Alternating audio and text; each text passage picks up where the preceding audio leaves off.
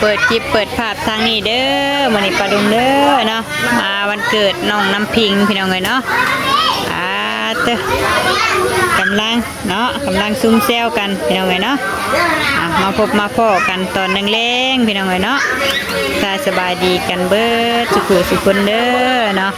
มาพบมาพ้อกันอยู่ทางเพื่อนสาวบุญบ้านป่าบ้านนาพี่น้องเอ้ยเนาะ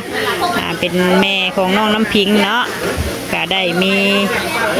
การจัดงานวันเกิดน้ำพิงพี่น้องเอ้ยเนาะเต้พาเรือมามาบอยู่พี่น้องเอ้ยเนาะมาบัดกูคนเฮาก็ได้พี่น้องเอ้ยเนาะแม่น้องจุกแน่แม่น้องวินแน่เนาะแม่เชอดินแน่เนาะ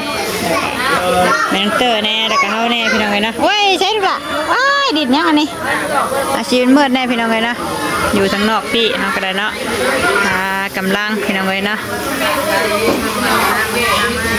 เซลอยู่พี่น้องไม่แต่วันเด็กน้อยเนาะช่วงนี้ก็มีแต่วันเด็กน้อยเกิดพี่น้องเอ้ยเนาะเมื่อวานกับน้องนิ้วเนาะนั่งรอถ่าพี่น้องเนาะเฮ็ดอยู่ให้กินก็คือสิเฮ็ดแล้วเนาะจักเพิ่นมีได้เป็นยังกินแหละพี่น้องเอ้ยเนาะเดี๋ยวจังเบิ่งอีกก่อนพี่น้องเอ้ยเนาะเดินเพิ่นกวงคักดีพี่น้องเอ้ยเนาะตั้งแต่เพิ่นได้เดินมาเฮาก็ยังบ่ได้มาเข้ามาทางนี้จ้าเทื่อพี่น้องเอ้ยเนาะเคยเข้ามาตั้งแต่เฮ็ดอีจังแหละมีงานอยู่เพื่อนเพิ่นนี่แหละเนาะแต่ว่าบ่ได้มีเดินกวงปานนี้เนาะเดินกวงบัดนี้ก็มาอีกเทื่อนึงเนาะกวงคักกวงแน่บัดนี้พี่น้องเอ้ยเนาะเดินเพิ่นเนาะออกไปทั้งหลังก็บ่แม่นง่ายเนาะทั้งข้างอีกเนาะกวงคักดีบัดนี้พี่น้องเอ้ยเนาะเดินเพื่อนเพิ่นเนาะเอาเข้าไปร่วมงานเพิ่นก่อนพี่น้องเอ้ยเนาะเดี๋ยวจังรอเวลาเพิ่นเป่าเค้กผู้แหละเนาะยังบ่ทันได้เป่าพี่น้องเนาะเดี๋ยวญาติยังบ่ทันรวมตัวกันเบิดเนาะอีกสักหน่อยเนาะสองคนเพิ่นเนาะถ้ากันมาดินเบิดถ้าได้ดินพี่ไปบิวกินน้ำยังไงนะบ่ยันมามันกัดไข่นะบ่ยันบ่ใส่กัดเฉพาะด้วยนะ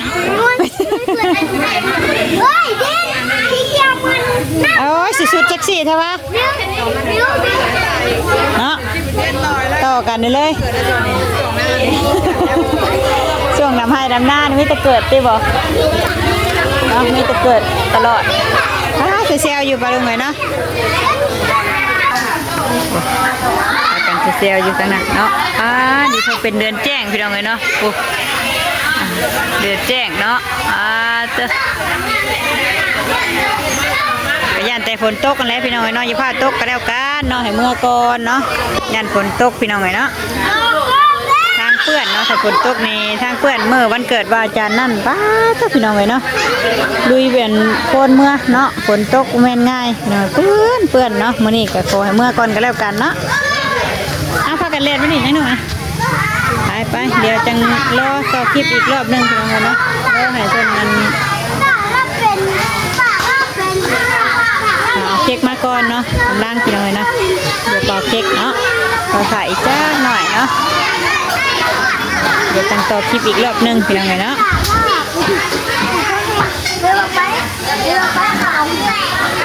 เอาจังได้กินใช้น้ำเขียวนะมากินดีกว่าโอ้ยทำมาซิใช้เบิดเลยดินใช้น้ำเขียวนะมาซิมันกว่าไปน้ำเขียวไปมาเลยทางนั้นเนาะแม่น้องอยู่ดีกับแม่น้องนี่เนาะกำลังมาพี่น้องเนาะเสียงเซลอยู่พี่น้องเนาะเพราะว่ามันเกินเล็กน้อยดอกผู้ใหญ่ถ้าเสียงเซลก็แม่เล็กน้อยได้นี่ดีก็มาเลย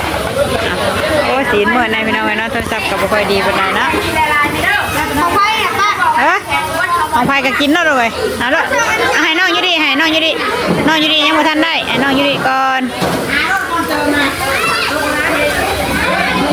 เสียงพัดลมกับเซลอยู่น้องน้องขึ้นว่าเสียงมันจะปวดว่าให้น้องเนี่ย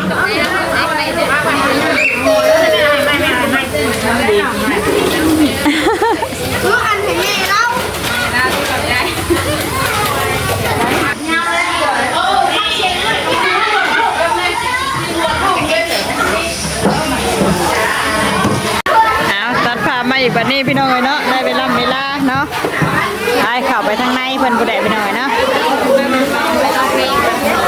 เข้าไปทางในพุ่นแหละเนาะเพราะว่าเพิ่นสิจัดเป่าเค้กอยู่ข้างในเพิ่นพี่น้องเอ้ยเนาะ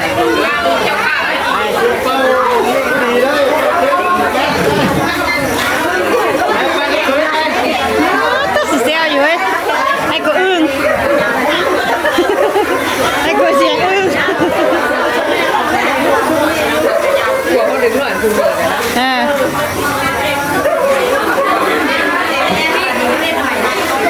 ไม่ได้หน่อยพอดีโอ้มันนี่เฮ้ยน่าจะลงเกือบแล้วนะนี่ไปตัวใสตัวเด็กลูกเอาไปได้ไหมเอาไปได้บ่อนเต็มหม้อเต็มในเพื่อนบาทนี่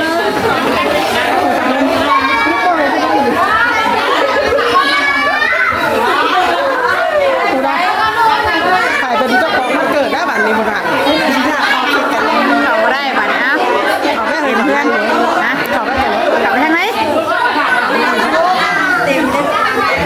บอกแม่โตมากเลยดูหลานว่าเช้าเย็น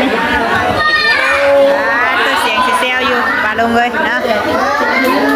ข้างในก็ได้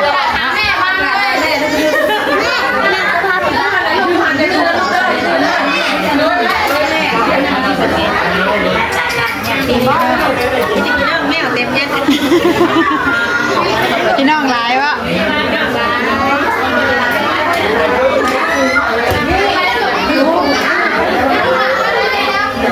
อยากพี่น้องคนหลายพี่น้องน้องลูกหลานกันหลายแม่หนึ่งแพ่จ้าแม่หนึ่งไปสองสามบางคนคนเดียวบางคนกันหลายมาหนึ่งสองสามก็มี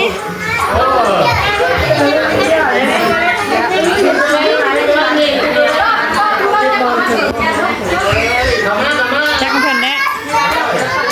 เพิ่นจะก่อวันเกิดเพิ่นยังเหงา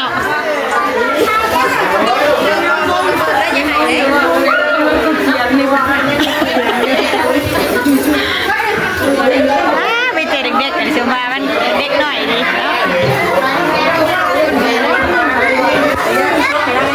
ปิดพัดลมบ่ปิดพัดลมใช้ปิดใช้หาหมุงปิดบ่เห็นบัดโอ้ยเนาะ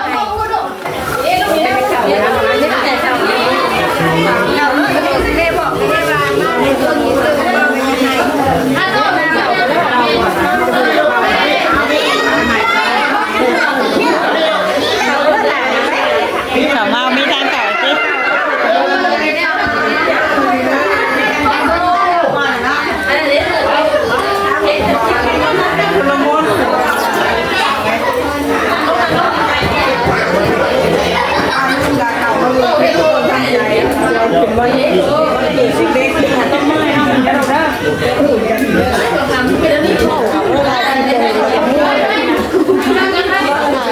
ตัวขึ้นมา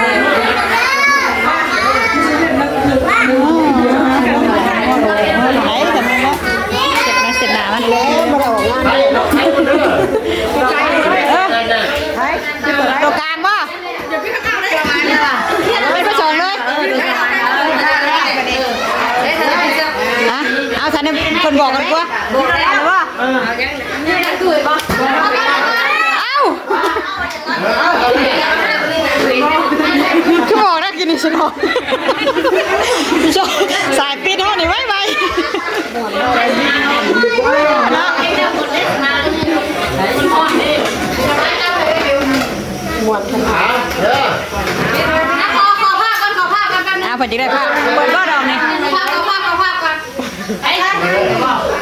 ก็ขอผ้ากันมึงก็มาอยู่ไกลแน่ก็ไปขึ้นข้างล่าง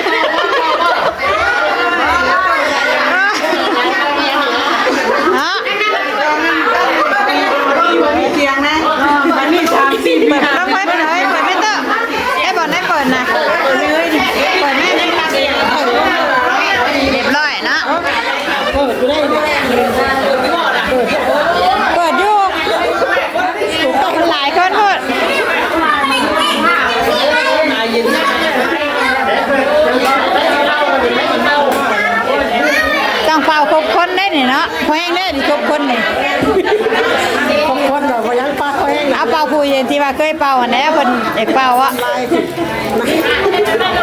ผู้ใดเพิ่นเคยเป่าก็อยากเป่าแล้วนี่น่ะรออยู่ดิ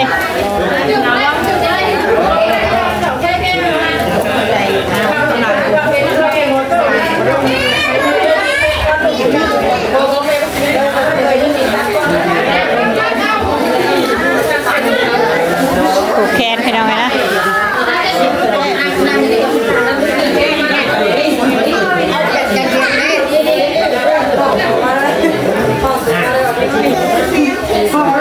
ถึงเวลาผูกแขนนะก็ให้หมูผูกก่อนนะเดี๋ยวจังค่อยผูกน้ำดังฮะได้แล้วบ่เอ้ย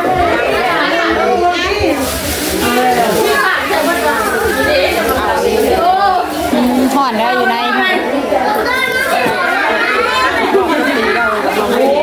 4 ปีบ่4 ปี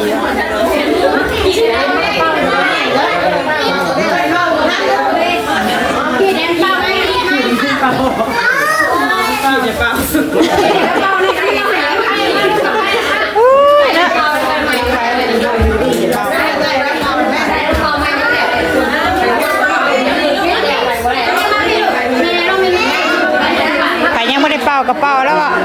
แต่ก้าวกระเป๋าหลายๆคนแล้วกูช่วยสู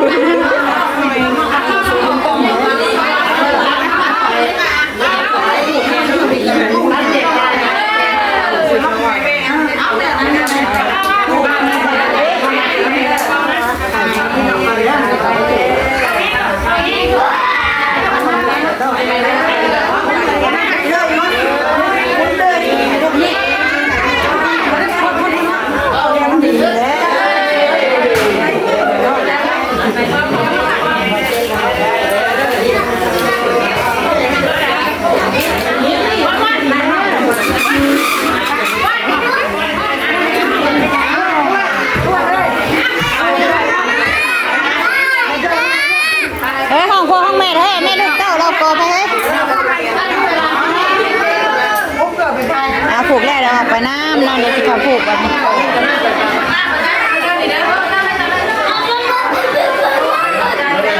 ไปผูกอยู่ไปตุ้มเปียนะเอาตัวนี้วะไอ้เต้เจ้าใหม่ก็ได้เจ้าจะบ้านไปไปส่งดูก่อนต้องเปียได้ด้วยถ้าเปียให้เพื่อนก่อนเนาะ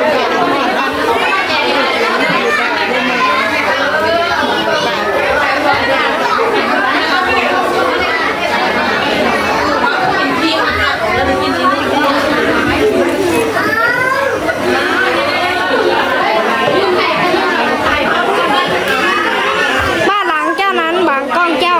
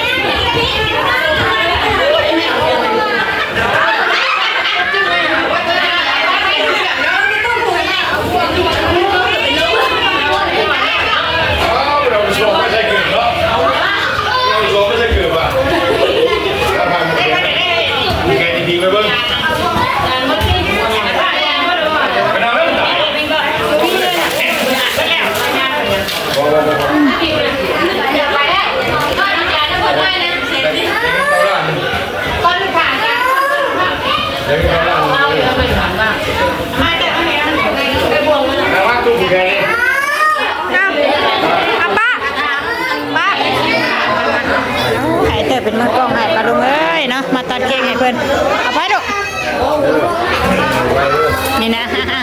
อ้าวไปสู้กันกินที่นอกกูอ้าว แม่ถ้าอยากได้ตัวนี้ เอาไปนี่เว้ยใช่เอาไปให้น้องให้กินที่นอกกูอ้าว เอาไปใช้ แล้วเรามีหมูกินนะตัวนี้ได้แล้ว ยังไง น่าอาจารย์นี่น่ะโอ้ยน่ะเอาไปเลยเอาตัวไหนเอาตัวนี้ป่ะ อยากกินเยี่ยมสุด ตัดเลย ป้าก็อยากได้ช็อกโกแลตกับบลูเบอร์รี่แล้วจงไปให้ข้าวจง ไป ไป ถึงได้ตัวนี้ป่ะไปถึงได้ตัวนี้ป่ะ จะไปเนี่ยพวกเลย เอาก้อนคนนี้แล้วกันลูกนิดหน่อยก็ได้เลยบดมองกันอะไรบดจานมาจานละ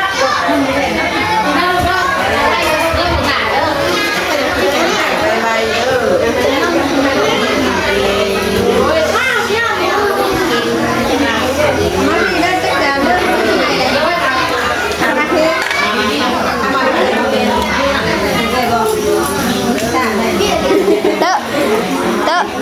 เอาบ่วงให้แน่แม่บ่วงให้แน่ น้ำด้วยกันนี่หายใจบวม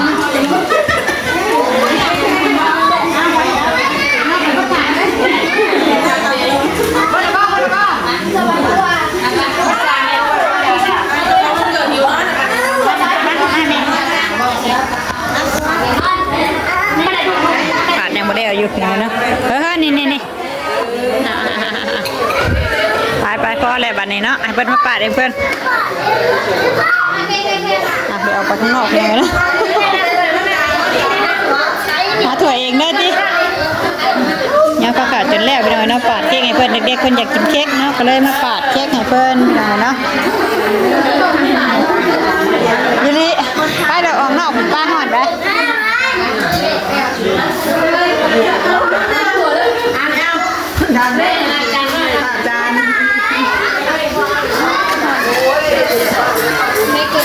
ไปคุณนะน้องเลยเนาะถึงนอกพี่ไปนะหอนแท้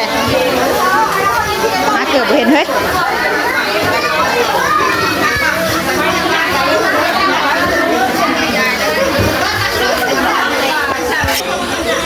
ออกมานอกพี่แบบนี้พี่น้องเลยเนาะห่อนดีดอกอยู่ข้างในเนาะลุกเอาเดี๋ยวย่อผ้าขาวน้ำพ่นก้อนพี่น้องเลยเนาะตอนนี้กันเนาะสำหรับคลิปนี้ก็มามันเกิดน้องน้ำปิงพี่น้องเลยเนาะเป่าเค้กเรียบร้อยแล้วเนาะยังแต่ย่อเนี่ยอยู่ในกินไฮโม่บัดนี้เนาะเดี๋ยวเฮาก็สิไปแต่งน้ำเพิ่นก้อนเนาะสำหรับคลิปนี้ก็ประมาณนี้พี่น้องเนาะพบคลิปหน้าเด้อเนาะคลิปนี้สบายดี